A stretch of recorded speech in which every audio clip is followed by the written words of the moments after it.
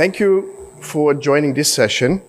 We have seen in the two sessions before that CO2 footprint is of an urgent requirement for a sustainable future, and CO2 involved with hardware makes up 70 to 80% of the CO2 footprint. So replacement is a massive variable.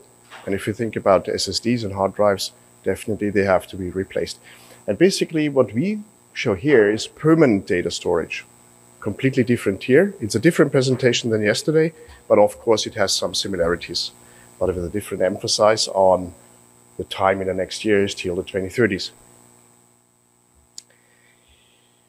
So first of all, we see a massive mismatch today. We have a lot of data which we want to keep for very long. And well, I maxed it out, so usually it's 5 to 7 years that you have to replace storage media. So we find a mismatch here. Now let's look again into what kind of data. I just repeated from yesterday, 70% of the data are cold. They're rarely retrieved after a very short time, but we want to keep them for decades. It's our personal data, consumer data, smartphone, videos, memories basically. It's business data, medical data, which we want to keep for a lifetime. Governmental data, that's pretty clear. A lot of governments want to keep this for decades. We just heard that lately. And then finally, we had this also earlier in this conference, AI-generated data. It's not clear how much they're going to make up of, but it's going to be definitely an impact on the bottom line of usage of data. If we wanted to store all data in the cloud, it would be at massive costs. Yeah? So we have a massive growth on additional data, annual data, and then of course of the installed base. Depending on which research you look into, you come up to 500 billion in 2030. The question is, do we really want to afford that as a society? And then comes another price. We just reiterated that, and thank you for the speakers before, because they somehow validated this. If you replace every 5 to 7 years, we might have a couple of megatons of electronic waste, which make up probably 2% of global electronic waste. We might be in the range of 2% of global electricity consumption and 1% of CO2. I think this fits very much with that, what we have seen, that global ICT, as a broader definition, makes probably in 2030, 5%. So there's an urgent need, and probably especially in the time after 2030, to change something, because due to the projections we have seen, it would be even much more than these numbers. And now I show you the concept. I showed the video yesterday, but for the people who had not the opportunity to join, I think it's a quick intro on what we do. And I hope this time the video works. Cerabyte is a new approach for storing data. Sheets of robust glass with a dark ceramic coating are the basis for the most durable memory media ever. Ultra-short pulses of a femtosecond laser are widened and then shaped by a digital micro-mirror device to punch permanent QR code-like patterns into the thin, dark ceramic layer. High-speed image sensors and real-time pattern recognition algorithms allow the fast readout of the data. Cerabyte uses off-the-shelf components to build the writing and reading units. Our strategy of partnering with relevant industries right from the start ensures rapid scale-up. Easy integration into existing data storage infrastructure is guaranteed by the 19-inch rack size of Cerabyte. Data, once written on Cerabyte, stays there forever. So this was in a nutshell to explain what we do. I'm going to go more details in the material science, in the roadmap, in the technology we use in the next couple of slides. But one important data point is to be recognized. If we do a permanent storage, you don't have to replace the hardware, the CapEx all the time. And of course, you save a lot of energy. If you combine that, our estimate said compared to hard drives, we would save 75% on total cost base. This is definitely something people would appreciate, especially if you think about the nearer future, if you want to have like 6 to 8 billion people using smartphones, and they want to have all their memories stored for their lifetime, I think it should be affordable. So we need a cost decrease for that. But there's also the environmental impact or environmental price we pay if we don't act. With our technology, because once written, you don't need energy to store information, basically. So we need 99% less energy and, of course, CO2 exposure. And the fascinating thing is we have thin glass, which is easily recyclable. So we can 100% recycle this, and we have less waste. Just think of it, the numbers before were quite impressive. I think we're here to make an impact on a global scale. Now, let's go a bit more deeper. One level deeper, we use extremely durable material. Well, of course, durability means we can store for very long periods. And as we know, electronic charges and magnetization, polarization are features which decay very fast, and you have this replacement cycle. So here we are particularly different. And the principle is very simple. It relates back to very old techniques on cuneiform tablets, but on a nanoscale. So we do the glass with a very thin coating, and then we laser nanostructure the surface. Here's an edition of Lord of the Rings, of course, in a QR code pattern. This is for marketing reasons. Obviously, in the product, we use other codes. But for any investor or listeners to this, it's much easier. You can grab the phone and see what's in it. Now, what is the material and what is the wider context? We said, well, it's on the one hand a hard substrate. We had to compromise on that because of the cost. If you look at the left-hand side, you see the axis, melting temperature and hardness. And usually we refer to our material as harder steel. But in order to get the cost down, the substrate will be of glass. Why of glass? Because the display glasses we have all around us, smartphones, on projectors, and so on and so forth, are produced in huge quantities, and that's why it's cost effective. But of course, you could use other materials as well. I showed yesterday some samples where you have flexible ceramics. In general, you have to understand glass is not anymore this brittle thing. It is a flexible substrate. On the other hand, we have all sorts of arrangements we can do in terms of hard coatings to make basically a clear difference between where the hole is punched in and where it's not, to really fast reading.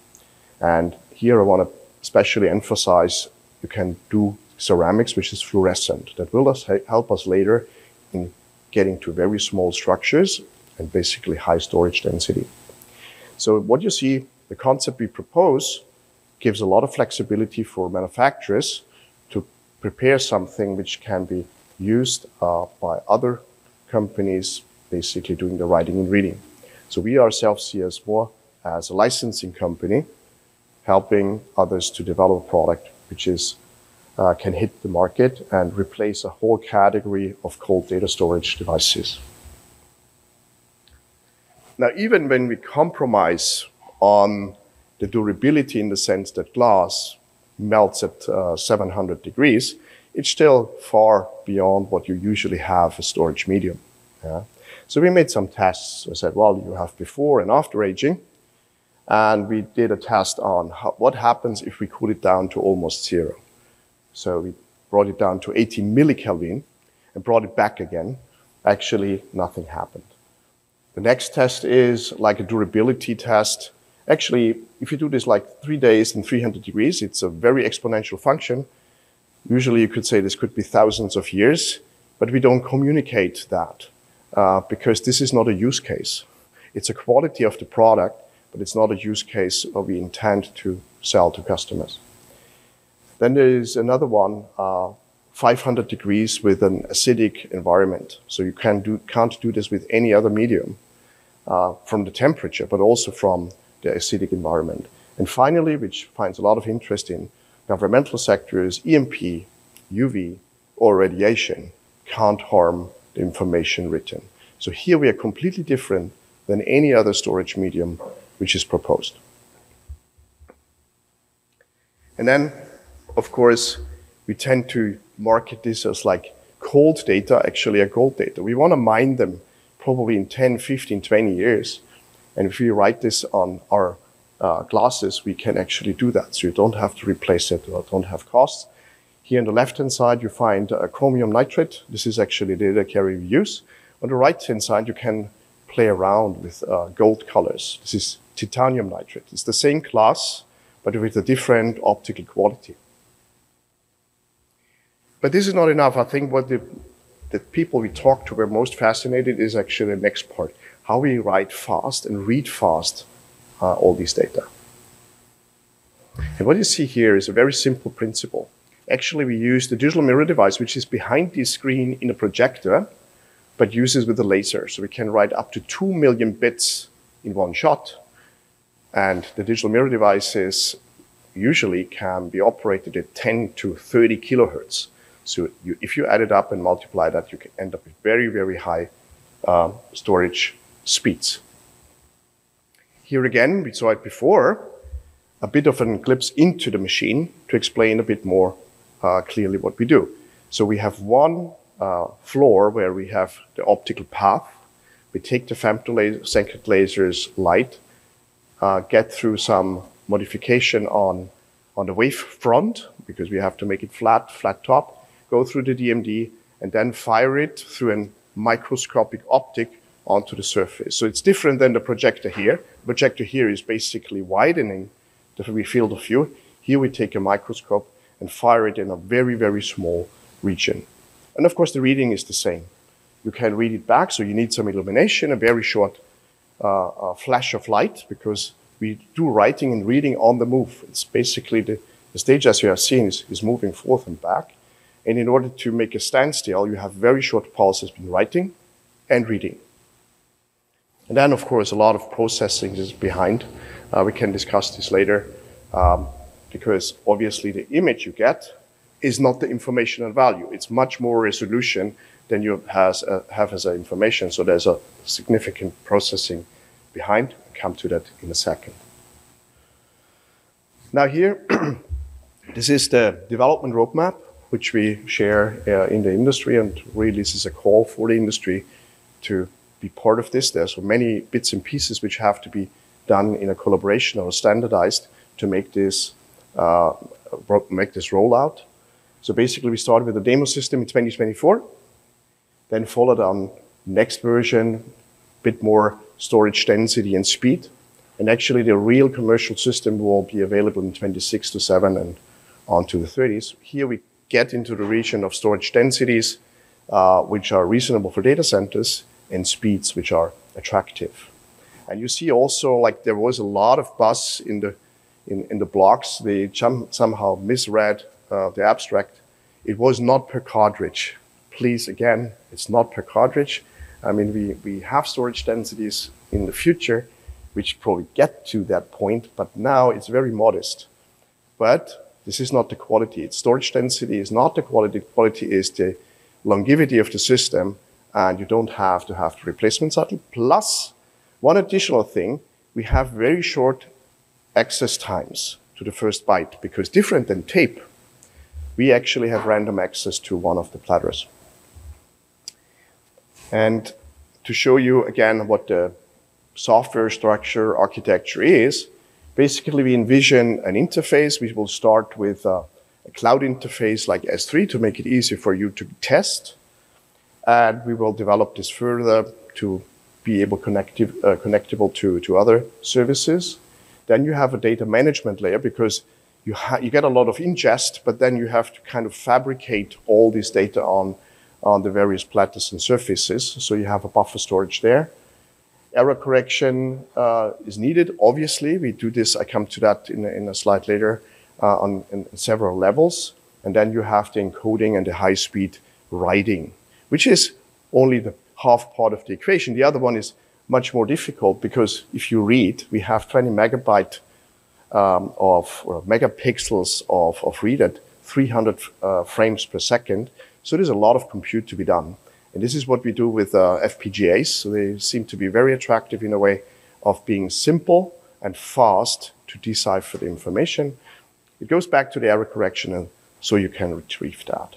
So a very simplistic observation what we do, but if you have any further questions, Sebastian is here and responsible for all that software in the system. Now we come to error correction. Here we definitely would love to discuss later today in the birth of feathers session if there are not some similarities between silica, between us and DNA, because basically you always have like the smallest granular thing, which is a matrix or a DNA strand. Then you have the media level, and then you have a system level. So I think there could be a lot of standardization done on this error correction on an abstract layer. Yeah, the media might be different, but we have to think about standardization for this really permanent long-term storage media. So happy to discuss this later in the Birds of Feathers session. I think in 7 o'clock here in this room. Right? Now, why are we not using the regular way of optical disks? There are several reasons. One is already almost seeable here, which is like the utilization of space. It's not an ideal form factor to have this crammed into racks. It was a consumer product, and probably till the end of the life cycle still will be, okay? And there are other reasons, and I want to explore this with you. Basically, the writing mechanism, which is, I think, really the outstanding feature of what we propose. On the left-hand side, you see the typical optical disk. There have been a lot of trials with the archival disk to have like even 8 individual lasers punching holes into a spiral, but still being limited by the centrifugal forces. By using a beam matrix, you scale in completely different direction. You have a quadratic function. This enables speeds. We think about 1 gigabyte per second at the moment, but it can be much faster. But the digital mirror devices, which are built for next year's launch, are having 20 gigabytes per second transfer rate. So it's more like a mechanical problem. You can't move the stage so fast to really exploit that. But again, this is like something we're going to discover in future, how we make this faster and faster. The other element is the thickness and the form factor. Obviously, we can put much more thin slices of glass into a cartridge. The cartridge as such is smaller than you would usually have in like these cartridges from archival tapes or Blu-ray or whatever you use as a reference. The thickness is another factor, and then, not in the first place, but by end of this decade, we think that we can have matrices with 100 nanometer structure size. I come to that later. The roadmap leads further, but it gives you like the outline why squaring the matrix is a good idea. So we just get away with a form factor. We get it very thin. We get it both sided, and this is how you can actually scale. And then again, I just referred to it. Why do we use cartridges from the tape? Very simple. We get this as a hint from a very prominent research organization in Geneva, from CERN. They said, well, you know, we have so many tapes. Just make sure you stay with this form factor. Having said that, this is only the beginning. It's not the ideal form factor. You get not too many of these cartridges into a rack. The form factor is a bit too large. But for a beginning, this is a good idea to stick with this, because we don't want to reinvent also the robotic storage as others do. We just want to keep very simple steps and get this to the market soon. And in order to now combine, this is actually what we do right now. You have seen the writing and reading mechanism, and now we have to combine this with robotic storage. Having said that, our write-read mechanism at the moment is not a 4-unit small thing you put into a rack. It's a huge thing. It's 24 units at the moment. So we have to combine this with a kind of mechanism, which I'm just going to show you in a video.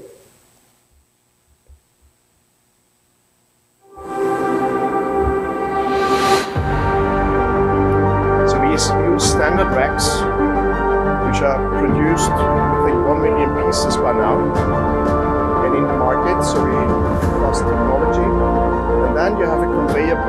showed you like a conveyor belt, moving the cartridge through the right read mechanism.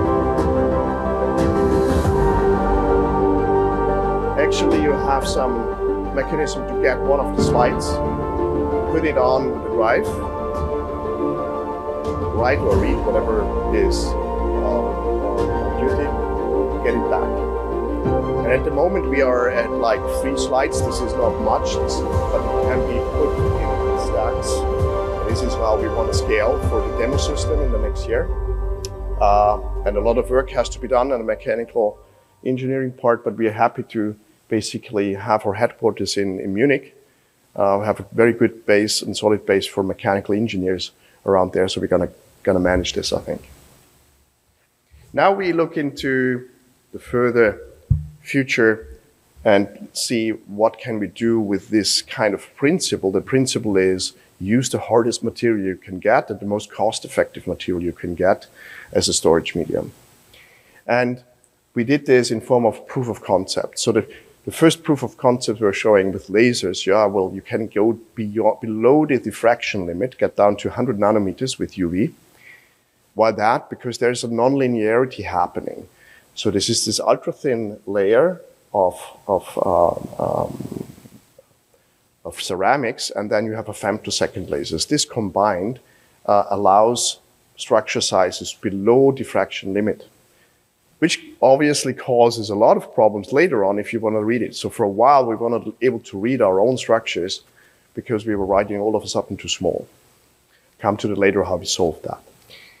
And the next step is a study we did with particle beams. And this was fascinating because at the first instance, and this is a SEM image, you get brilliant image of a QR code going down to 30 nanometers, which if you calculate this on the surface of 100 millimeters by 100 millimeters or 4 inch by 4 inch roughly, this would be 1 terabyte, right? We are not there yet, but this showed us actually the potential of using particle beams. And I come to that a bit later when we get into the 2030s, 40s, and 50s, where this technology, this is a basic technology, can be exploited. Now, I told you, well, we had problems in the meanwhile to read our stuff. So this is the blurry pictures we've got from the microscopes. So what to do? We knew that we were able to write it smaller. The SAM showed it as well. And now, 20 years ago, some smart biology and microscopic experts invented a method. It's called super resolution microscopy. You do a couple of illuminations, superimpose them in Fourier space, transform them back, a lot of compute for sure, but you can get down and improve the resolution, as you can see. And this is the principle we want to use. It's called structured illumination. It comes in 2 variations, one with saturated, one with a regular one. On the left-hand side, you see the blurry pictures you would see in a regular Microsoft, and on the right-hand side, you see the improved ones. And today, again, with the FPGAs we feel that these frames can be combined very, very fast so that we still have small resolution or high density and still read out in a very fast manner. And now comes also the second part. If we use the saturated structured illumination, there's another nonlinearity. You need nonlinearities in all the space to get beyond the diffraction limit. This is why we said, well, we will coat also with fluorescent material because they provide this nonlinearity you need for that method to read out. So I hope this is not too detailed, but I wanted to share this with you because many people were criticizing, well, you can't read this anymore. You can if you apply the proper techniques. Next steps, 4th principle. We go into the 2030s to 50s, 45, whatever the roadmap will carry us, and we use particle beams. Particle beams, different than light beams, have the advantage that you can focus them to very small structure sizes. So 1 nanometer is one of the options. Actually, if you really impact it and use this technique from semiconductor industry, you can, at the moment, go down to 3 nanometers. There are some experiments ongoing with going even to 1 nanometer, but I want to not disclose yet the technique for that. And all these data points you see have been proven. So there are similar studies out there in research where thin ceramic layers have been sort of structured with the so-called focused ion beam, which brought us to the 30 nanometers, with electron beam with a certain different kind of coating, but still ceramics. And then finally, the helium ion beam, the smaller structures we have seen, 4 or 5 nanometers.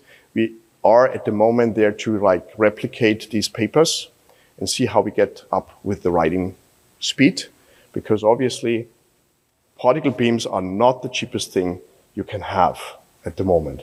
This is like high-tech semiconductor today, but in 10, 20 years, this probably are going to be affordable, and I'm going to show you how. And obviously the writing speed, theoretically up to 1 terabyte per second, will make the other part of the equation, because the written terabyte is using very short time frames to do that.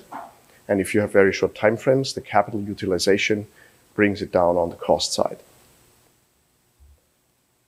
And why do we propose semiconductor industry? Very simple. What we did in the first place, what you saw, is nothing else than a maskless lithography system on steroids. Why on steroids? Because with a lithography system, usually you had a resin, you get some light on it, and then you had an etch process. We just forget about this etch process. We take a very hard laser source, which is a femtosecond laser with high energy levels, which can create these nonlinearities. So we take a principle which is dating back to the early 2000s and applied to 20 years later with a different source and a different form factor. Left, you see 3 by 4 meters by 2 meters. This wouldn't fit in a data center. So we were focusing on technology which fits into the 19-inch rack. And we have been able to do this. So the video you saw and the system we built together is always on the 19-inch footprint. Now comes this idea of the multi-beam matrix writer. Actually, these kind of animals exist. They are just horribly expensive at the moment because they are used for semiconductor mask writing at high speeds for the node of 28 to 5 nanometers. So the most modern things we have at the moment. And the amazing part is they use, again, the matrix, but this time they use electron beams. There's a first part with 5 kilohertz. You accelerate electrons, and then you have a kind of mask which you can switch on and switch off, and at a very high rate. And then comes the focusing part, which is a magnetic, very known principle, which I'm going to show you in a second why this is known, at least of most of the people here in the room. And then they envision from the semiconductor side, they need faster speeds, as we do. And they're planning probably already next year to have 1 terabit per second, with, of course, a precision which we would not need. And our vision is probably in the in sort of 2035 or so, you're going to start to experiment with this kind of technique, make it simpler, make it not that accurate, because as long as you make sure that the matrix is coherent in itself, you can actually have differences between the various matrices, so you don't care about the precision that much as you would care in a semiconductor environment with the masks.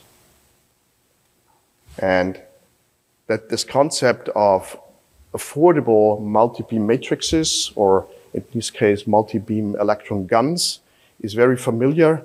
We called it 50 years ago color TV.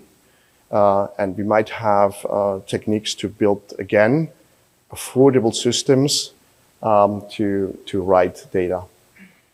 And now comes the general hypothesis behind this material science on the one side and the writing mechanism with the matrix on the other side. Why do we think we can develop this in a better way than other fields of technology? Very simple. On the left-hand side, you see the market size, and obviously a part of this is affordable budget for research, for DNA synthesis and sequencing. In the middle, you see data storage industry, and it's going to grow massively. but still is dwarfed by semiconductor industry. And all the techniques we need for writing and reading actually will be pre-prepared by this industry. So the hypothesis, we can scale on the development cost others have spent for different purposes. We simplify the setup and try to write and read our data on ceramics. Now finally, other ways of leveraging. In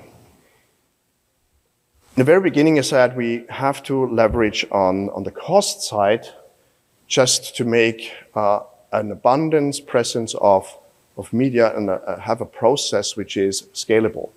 And the following video is actually from Corning, and it was told that one of these machines can actually produce billions of media. They produce 30 million square meter or 300 million square foot a year with 3 people. And the value of the material is very low. It's called a fusion process, so it floats over this mechanism, and the surface structure is extremely favorable. The roughness is less than 1 nanometer. Actually, just yesterday I saw a press conference, a press release from Intel. They use this kind of glasses, different kind of glasses, as a way of interconnecting chiplets. And they use it for the same purposes as we do it. The surface quality is just superior, and the price is unbeatable. Of course, we start with a very simple and thin and not flexible part. The demo is a third of a millimeter, 330 micrometers. So if you stack it, you have only per millimeter, which is the thickness of an optical disc, you have only 3 pieces. But you can easily scale it to 100 microns. And what I'm always fascinated is you can create glass, which is like a tape. It's called ribbon glass, and you can basically do the same with ceramics. So probably there's something like in the 2030s a ceramic tape. Depending on how the technology on the particle beam is developing, you will probably see this for very specific types of media content. So for instance, video are ideal for such kind of tape, while other medias where you want to have individual random access obviously will not be happy to be stored on a very long glass tape. Now, different than yesterday, so there was a lot of repetition on that, but I wanted to give everybody the opportunity who were not here to understand the full grasp. Now comes something new. We try to complement. We don't want to compete with the existing technology because each technology in storage has its particular reason why it's there. And basically we looked at the market, and I think this is a very famous pyramid. We know hot, warm, cold, and we attach to this with the typical qualities of density, write, read speed, and access time for tape, SSDs, and hard drives. But what you see there further is some other qualities, like being able to be resilient, energy saving, cost saving, and having a long lifespan. And I think we can complement that with the Cerabyte product, even in the first generation. So there is obviously the idea of saying, well, there's one weakness still. We will not have an access time in milliseconds, nor will we be able to rewrite stuff. But this is not the market segment we're in. It's cold data. It's data which are not changed over time. And I see you nodding. You have tons of these kind of valuable data in CERN. This is why we propose the following structure. We try to combine it with SSDs for very fast access topics with hard drives, or as a standalone solution, probably beneath the tape solutions. So really that we give this pyramid a solid base. At the moment, we have a very, let's say, transient base on all levers. We have 5-7 years replacement cycle. And as a society, I think we shouldn't rely on media, which can be easily defected by EMPs and other catastrophes. And a ceramic is a really good proposal to save that for very long time frames. Finally, this system can't be built as a small startup on this planet, and we want to preserve it because we want to save CO2 and resources. So that's why we reach out in this conference to you and the companies we're representing. We have been talking with many participants in the preparation of this event, and we see on the one hand, on the sourcing side, sourcing partners being very interested in the field. Obviously, archives from various branches, from science till sort of others, business and governmental sector, platform partners and cloud providers. All of them are interested in seeing where we get with this technology. But we need to build an ecosystem, and probably this is a part of the discussion we are having later today. What are the similarities across all the technologies which we can utilize to build a more solid base for storing data? And we think from our side, from our technology, we just line it up from the substrate coding, laser, writing, robotic, reading, and so on. It's going to be several companies being able to supply. We not yet talk with all of them to deploy this, but I think it's very important that we make this a global effort and make a standardization, and happy to use the SNIA environment to actually achieve this, to get a standard and everybody collaborating on having this big goal of storing data forever for the better of mankind. So we are reaching out to you and happy to discuss after the show on how we can build the first demo system, having them tested with a very simple mechanism. We're going to have a web interface and a S3 interface where you can test with us. Yeah, and finally, this is the team behind the management team. You see, we tried to keep it in balance between younger and a bit even more younger people, because it's an effort which is going to take a while, but we really are determined to create a new standard and a new quality in terms of data storage. I would be glad to discuss this with you now in the next 15 minutes.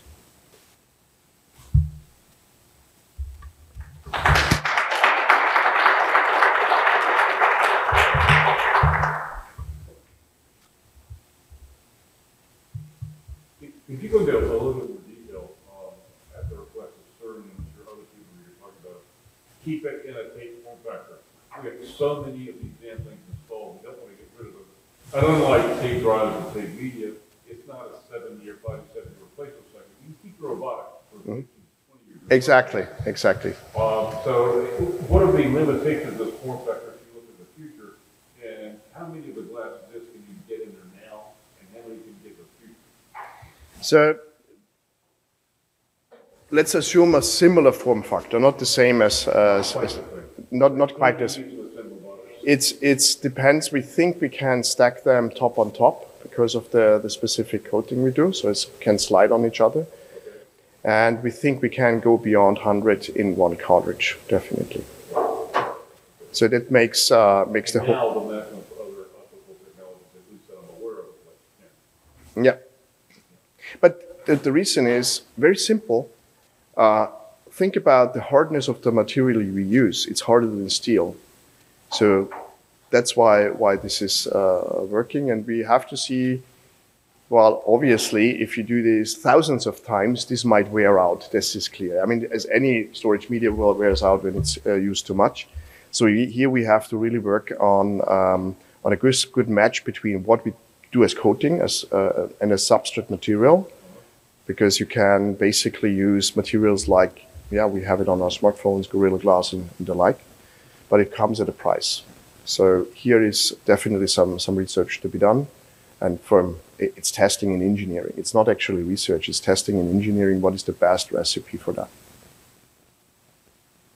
For this use case to replace media, because it's more durable and denser and faster, because you'd be doing the use case would be subject to incremental writes. Single form writes. I mean, if you look at the spider, the intuition would say that this could be a replacement. But if we look into reality, and of course the time until we are ready for the market, this will be challenging. So I think that every medium has its quality. What is the quality of tape? Very simple. If you have linear content, like a video, for instance, a tape could be a good way of doing this. So I would rather see this still as a complementary technology to tape, even though with a different quality of random access.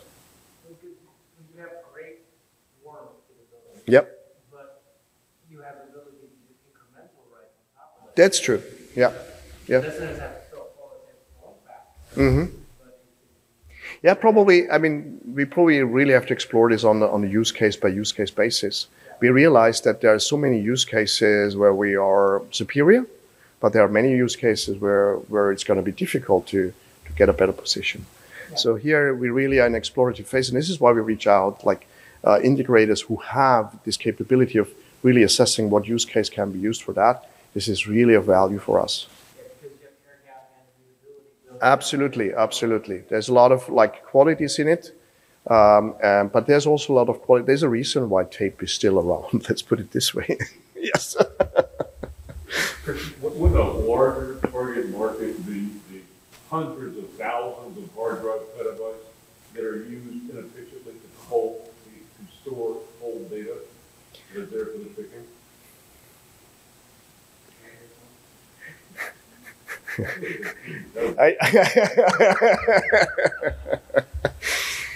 I mean, there's one clear quality in hard drives. You can rewrite it. This is what we can't, right? But you're picking up on. I'm guessing a large portion of the data is in fact shipped or worn data that hangs around for a long time without ever having been accessed. And a lot of it is meant to be used. Yep. Yeah, I think there can be still quite a great coexistence because we still have, the hard drives have still two major advantages. They are fairly cheap compared to SSDs. They have random access as well, and they have fast time to the first byte. So this is a quality which we can't replicate. But there are some use cases where you think of, well, the first part of a medical file is kind of in a compressed and meta version on a hard drive, and then you supplement this with all the data you have. So like there is a synergy between the systems where on the one hand, the speed of the access and for the metadata is there. So basically patients can be treated very quickly. But if they want to go into the details of a medical file, they can go to the Cerabyte system. So I see it's rather as a coexistence because the growth we're going to face anyhow in all these data, and especially medical data, here in the US, it's not a regulation. In Europe, you would store it for 30 years. Here, because of the special qualities of the legal system, you might keep your records for your lifetime. And even beyond, because if your kids would sue the hospital wants to have some records on that they didn't do a mistreatment. So.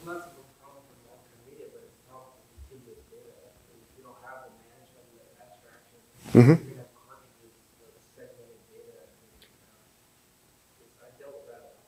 Yeah. Yeah. It's horrible to manage, right? Yeah.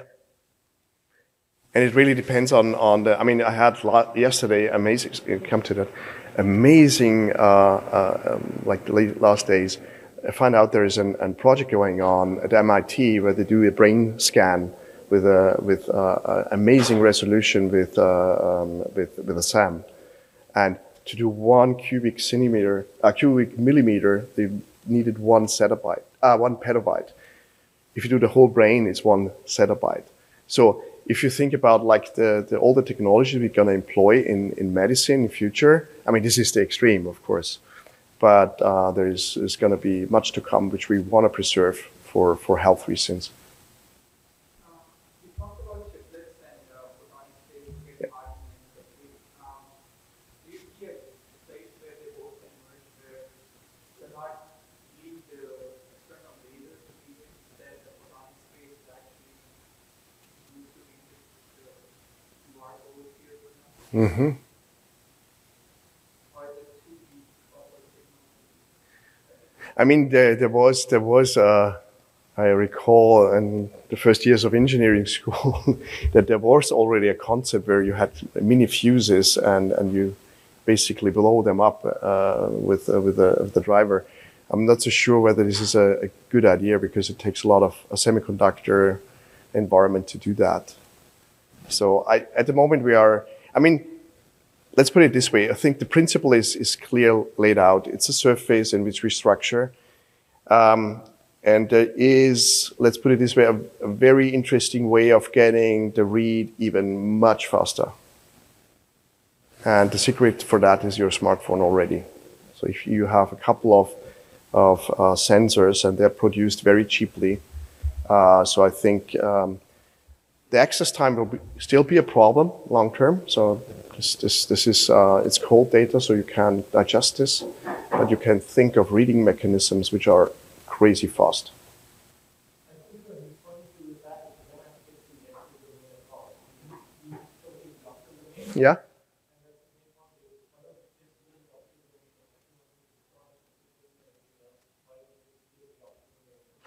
is whether it's just doing doctor domain or Mm-hmm. Ah, okay. So in this way, yeah. Well, let's see. I mean, there is lately here a citation from Hermann Hauser, one of the founders of ARM, and he said, "Well, if you want to compute, use electrons. If you want to communicate, use photons." So probably this is still two worlds. And probably there's a lot of wisdom in this statement.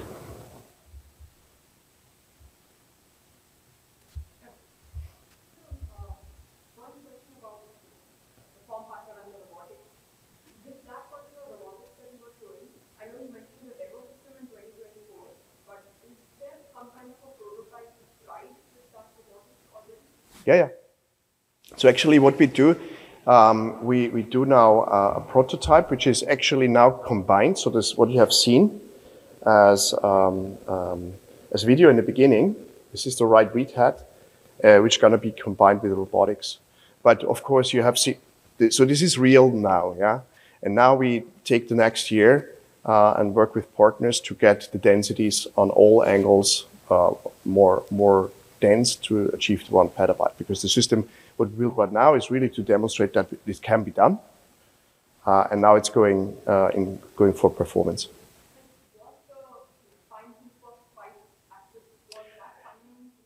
Let's put it. Yeah, I mean, let's put it this way. We set the target of 90 seconds, which we are sure we can beat massively. I mean, the specs say 90 seconds, but I'm sure that the demo system will access much faster. But I don't want to push our team too hard on this element because for many use cases, the 90 seconds are okay.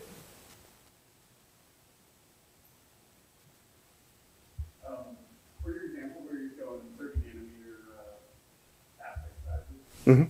was it on a glass template or a ceramic template? This was, I think, a glass template. And for the process of writing there, you use weight. Exactly. It's not the ideal thing if you want to think about storage density, and we know. Yeah. But this is what we can disclose today as well, this way.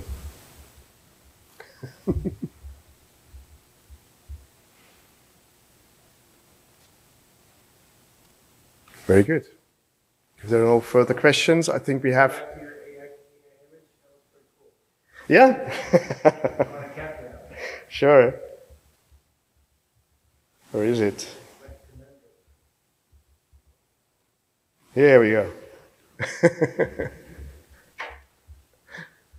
So I hope I see you later today at the Birds of Feather session. I think it's in this room, and it will be really interesting to discuss the similarities between the physical storage tier.